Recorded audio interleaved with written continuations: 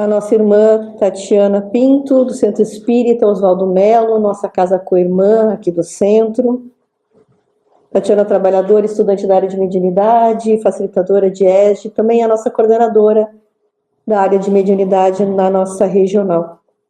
O tema da fala dela desta noite é saúde e doença na visão espírita. Que a espiritualidade amiga te ampare neste momento, irmã.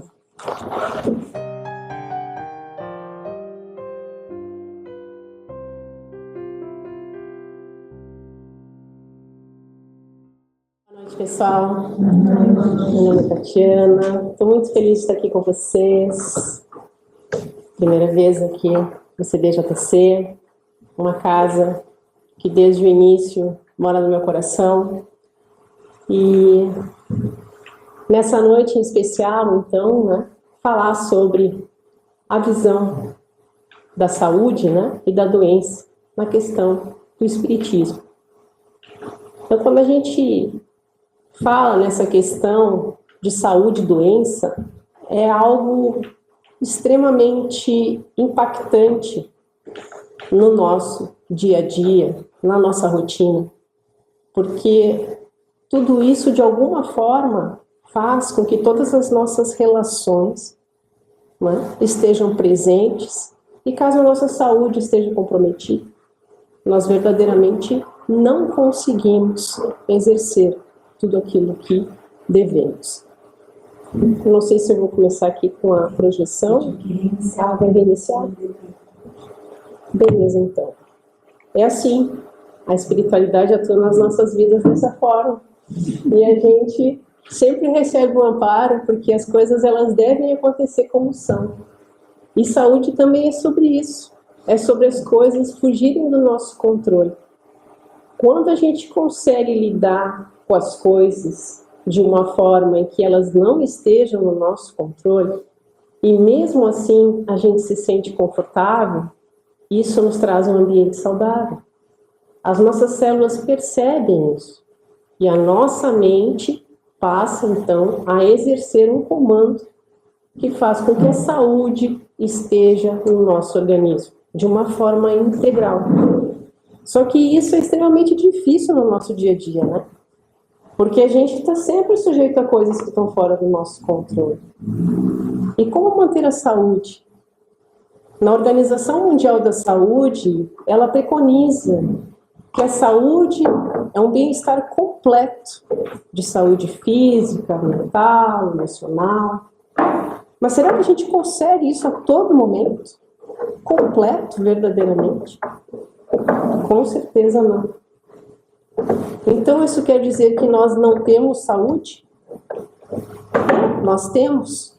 Porém, a questão é, essa saúde, ela é uma saúde conquistada no nosso dia a dia. Um momento após o outro momento.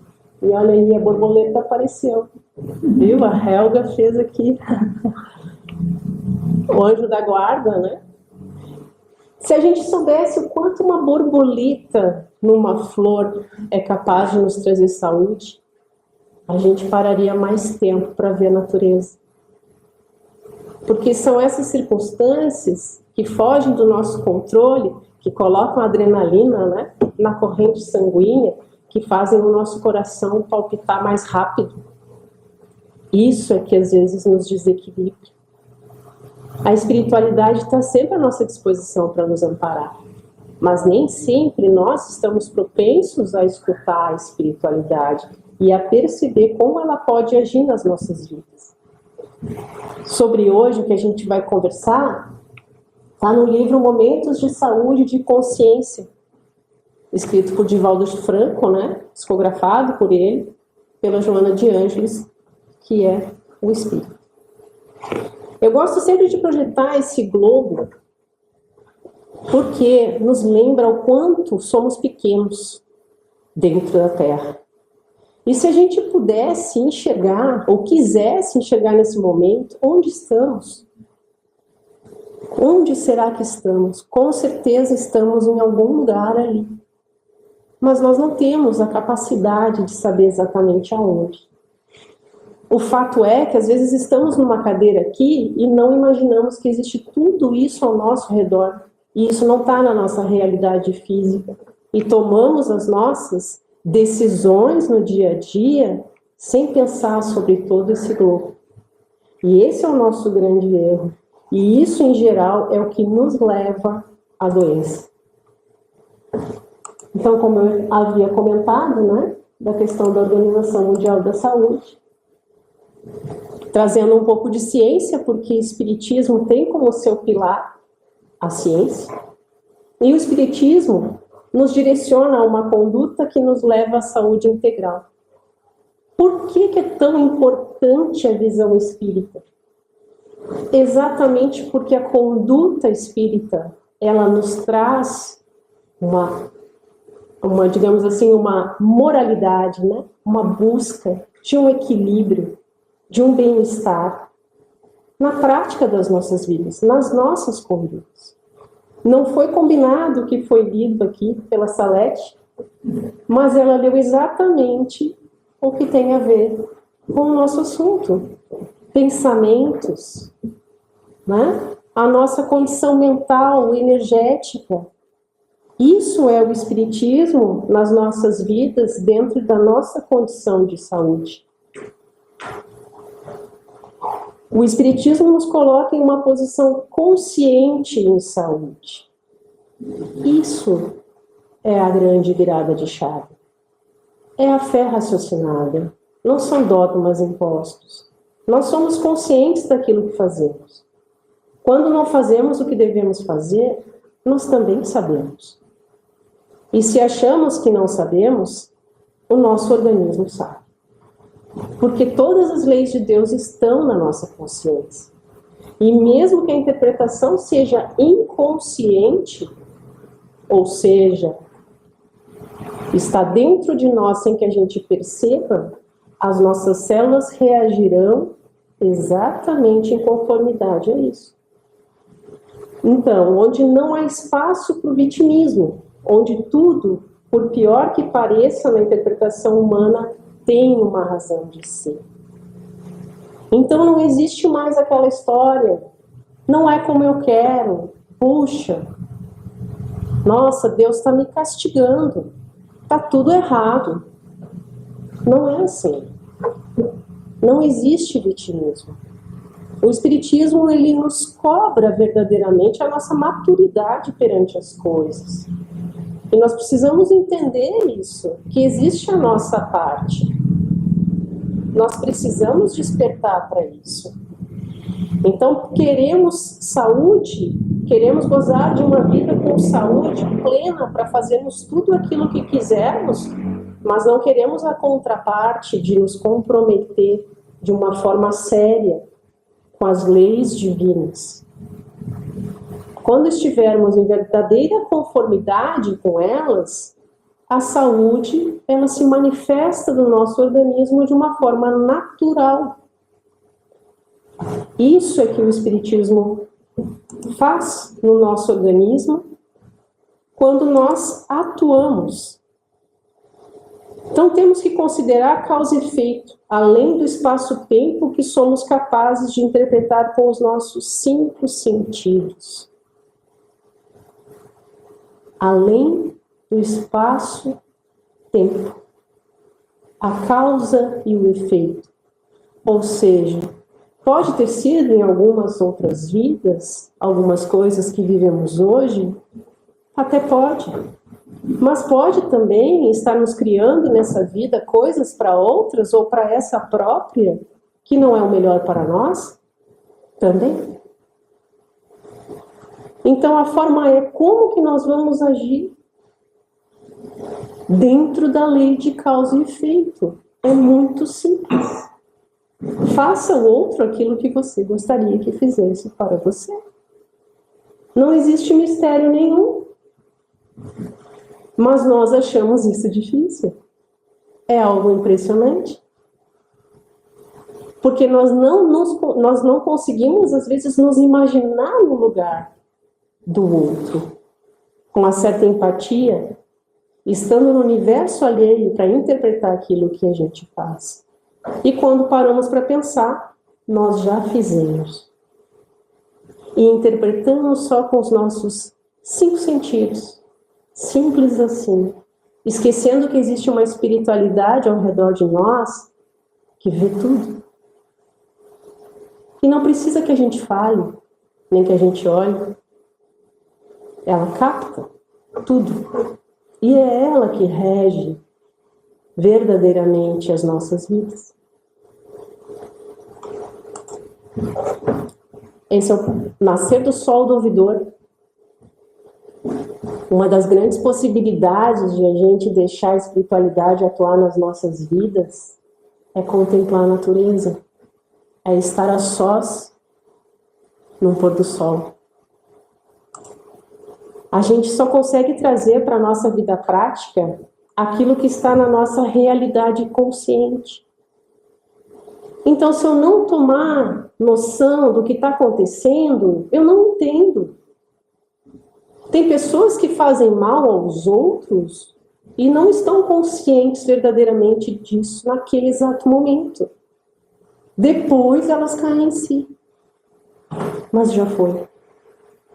Então, quanto mais consciente as pessoas estiverem, tendo ciência daquilo que realmente fazem de bom e de ruim, melhor será o nosso mundo, mais saudável nós viveremos. E é por isso que existe a casa espírita, por isso que existem as explanações, né, as exposições doutrinárias, por isso que existem os estudos, por isso que existem os livros. Para quê? Para exatamente trazer isso para a prática de uma forma consciente, para que as pessoas expandam a sua interpretação e possam entender melhor de como é o ideal agir nas suas próprias vidas em primeiro lugar e estarem mais saudáveis. Chico, um grande exemplo nosso. O ideal seria que fora do amor não há salvação. Isso seria o ideal. Mas nós, seres ainda um tanto imperfeitos, estamos um pouco distantes do verdadeiro amor. Porque o nosso amor, ele é um amor um tanto apegado, é um amor um pouco egoísta, é um amor controlador, é um amor que quer às vezes algo em troca. Então, não é aquele amor incondicional. Então, para facilitar a nossa vida, segundo o Evangelho, né? O Espiritismo, Kardec, então vamos colocar pelo menos para que eles façam a caridade.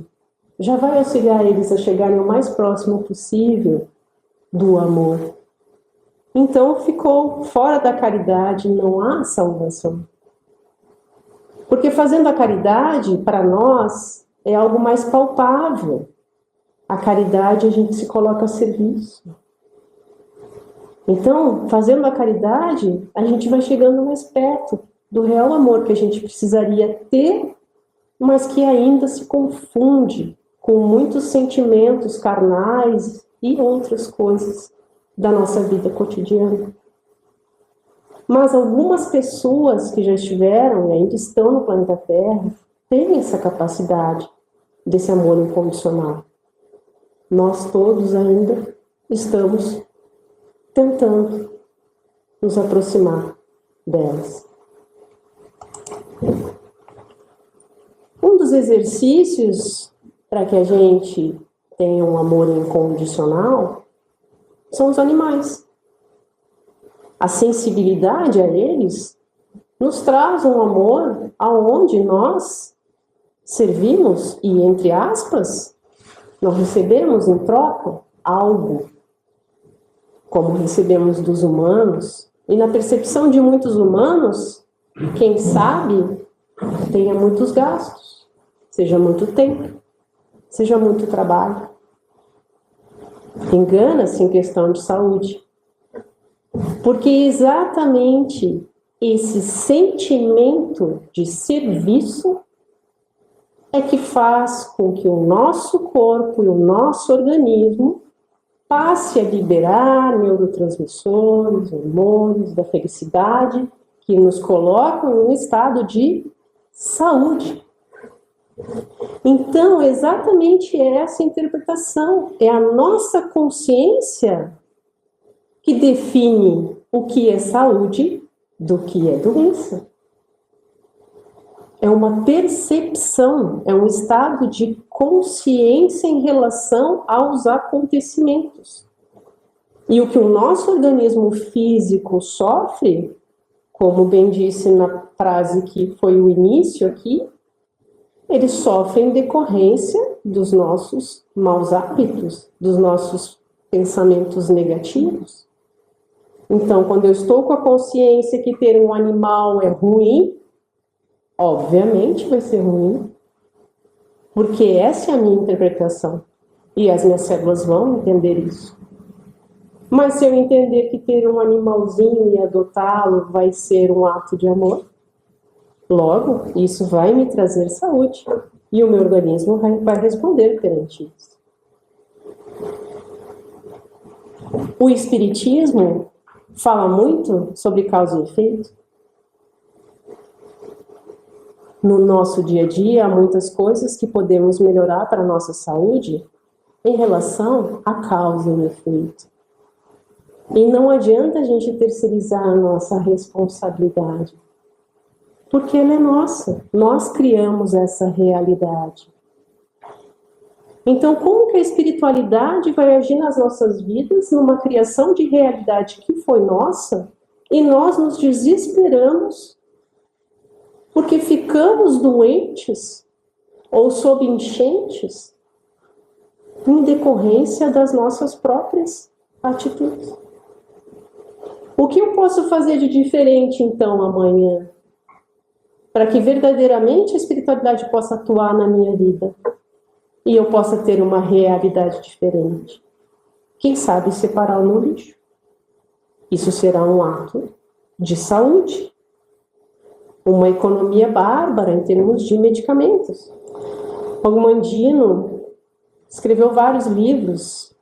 Ele não era espírita e não se dizia cristão. Mas o conteúdo de espiritismo nas obras dele é algo infindável. E uma das frases dele diz: mantenha-te sempre em serviço, porque tu podes mover-te.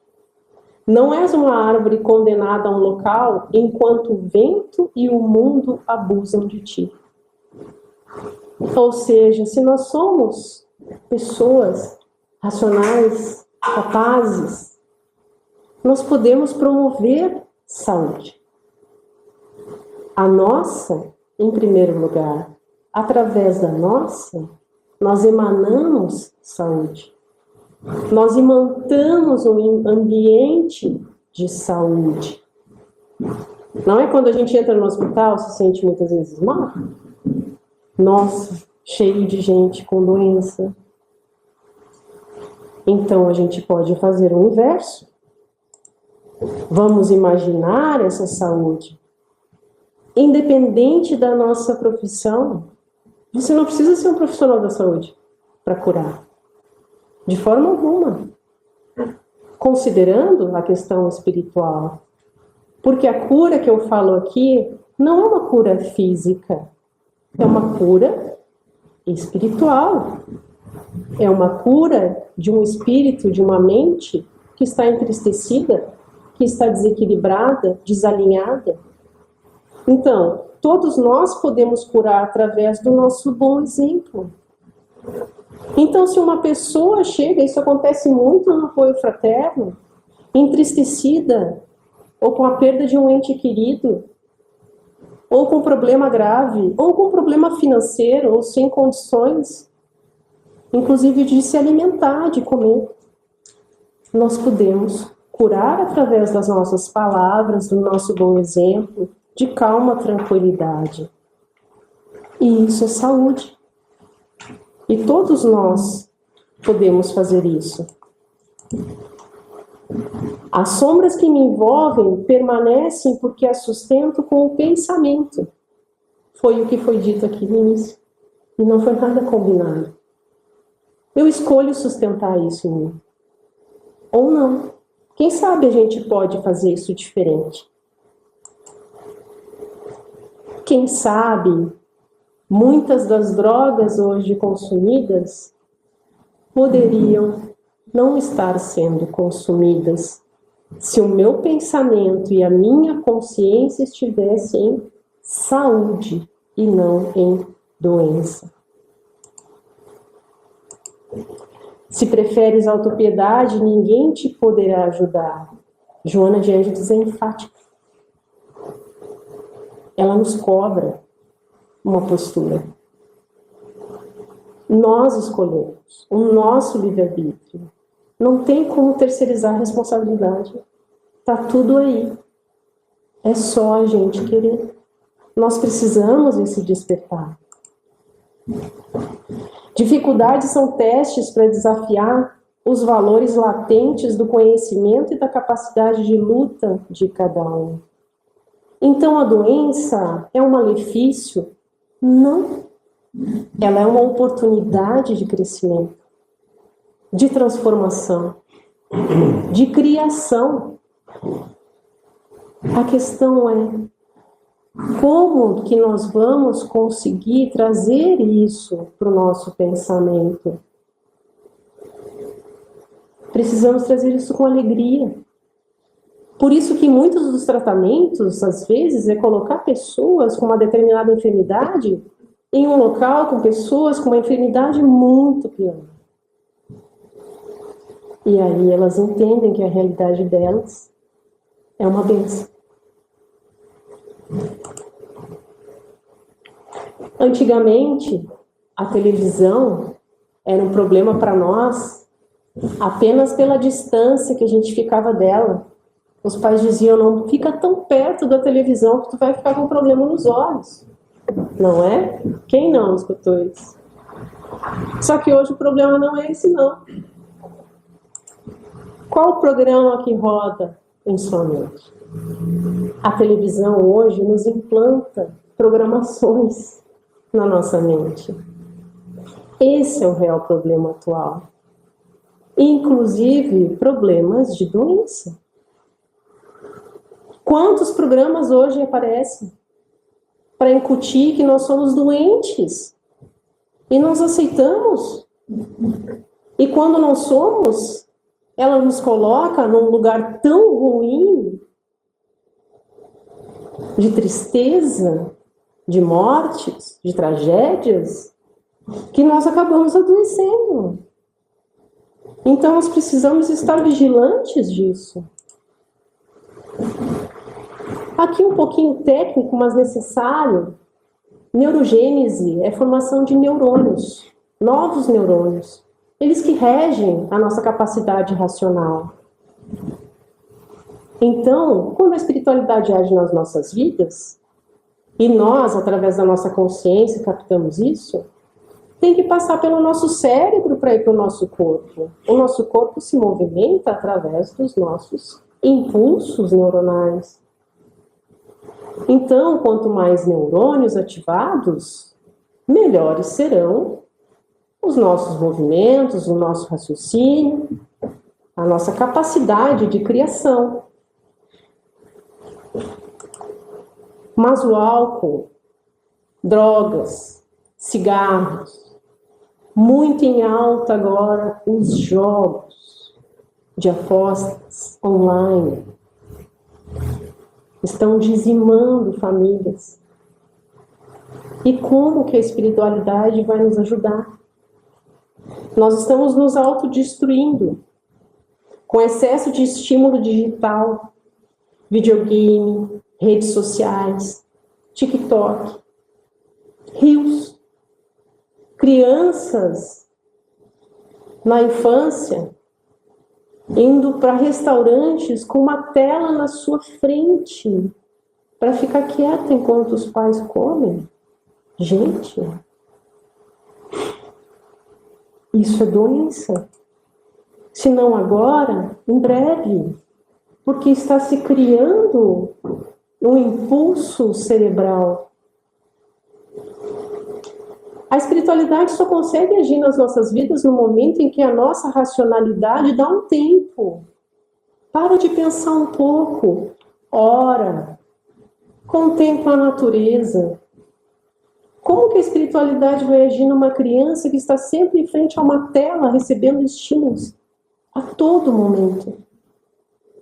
Ela não brinca mais. E aí vem a falta de sono, o que cada vez mais destrói o nosso cérebro, acabando exatamente com a nossa saúde. E o que auxilia para que a gente verdadeiramente possa, então, melhorar a nossa vida? Exercícios físicos, alimentação com muitas frutas e vegetais. Por quê? Porque existe uma energia vital nesses alimentos. São feitos na terra, são constituídos na terra de vida. Não são processados. Precisamos trazer esse fluido vital. Por que o chá é tão importante também? Tem o fluido vital das plantas. Nós somos seres que necessitamos dessa energia. Estímulos intelectuais e emocionais positivos. Quanto mais coisas legais, boas, servidoras, felizes, melhor para a nossa saúde. Meditação, oração, mindfulness, a técnica que você quiser. Apenas dê chance para que a espiritualidade possa agir, a mudar um pouco o seu modo de pensar. Kardec menciona: o livre pensamento eleva a dignidade do homem, dele fazendo um ser ativo e inteligente em vez de uma máquina de crer. Então aqui está o nosso livre-arbítrio. Ninguém está impondo nada, mas precisamos utilizar esse nosso livre pensamento em prol de nós mesmos. E essa última frase de Joana de Ângeles menciona: o processo que precede a ação é de natureza mental. Portanto, tudo quanto se afirma ou se nega, mentalmente, passa a exercer preponderância que se materializa no campo da realidade objetiva.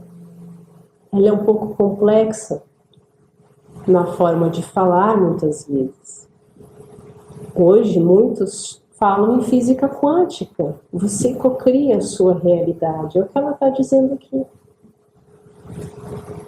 Na verdade, toda ação é de natureza mental, ou seja, tudo inicia na sua mente. Nós criamos a nossa realidade objetiva.